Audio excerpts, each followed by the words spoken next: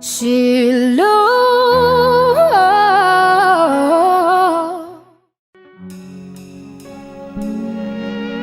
Oduu sobaa kee baattee naannoo koo marmarini aanoo kophaa koo miti abbaa jabaa wajjini nadhiisi biyya lafaa gasheera firummaa kee daandii dhugaa hubadhee ganeeraa kee kakee lubbuuf kan inni himmine jireenya dogoggoraa dhaabbee halaala guuree maafan balfa kee haraa jaalalli keef jibbi kee homaayyuu naan dabalu isati miilaan dhidhiitee boruu kan keen calalu karaa kee nattaafuu kanaaf ta'u hundumtuu uffiftee nan sossobduu kafaana bubbututtu caccabseera waanjoo kee hidhaa keerraa hiikamee jiraam gubbaa waaqarratti dhaalli koo naaf eegame.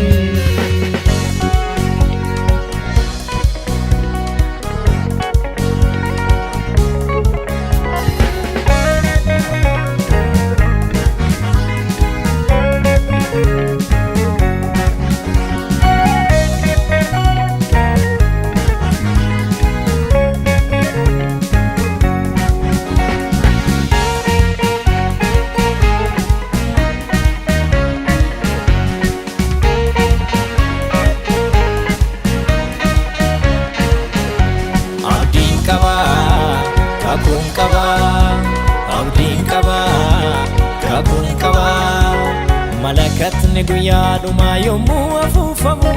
qulqulloota wajjin anaa kan butamu yaaddoo koo hundumaa asitti obbaafadhee nan deema biyya koo tatal'ee nan deema biyya koo nan deema biyya koo nan deema biyya koo nan deema biyya koo.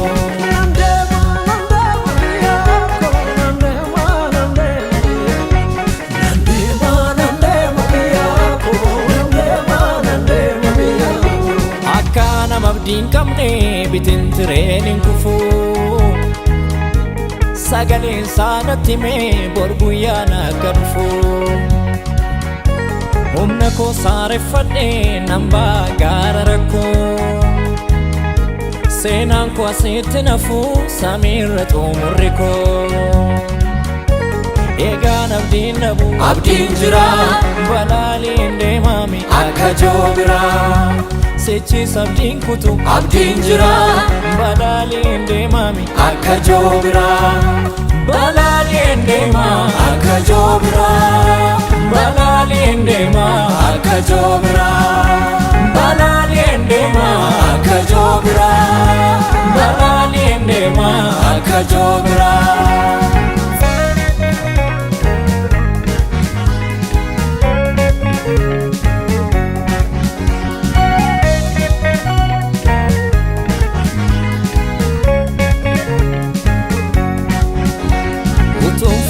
Waaqaa gugguufu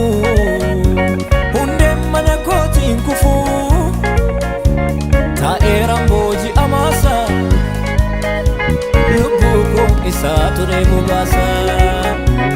utuun fuula waaqaa gugguufu hundeen mana kootiin kufu taa'eeraan booji'amaasa lubbuu koo isaa ture bobaasa. Bitamera, Jesus bitamera, bitamera, Yesamoya mera. Bitamera, Jesus bitamera, bitamera, Yesamoya mera. Jireenya kallaatu tiksituun oolota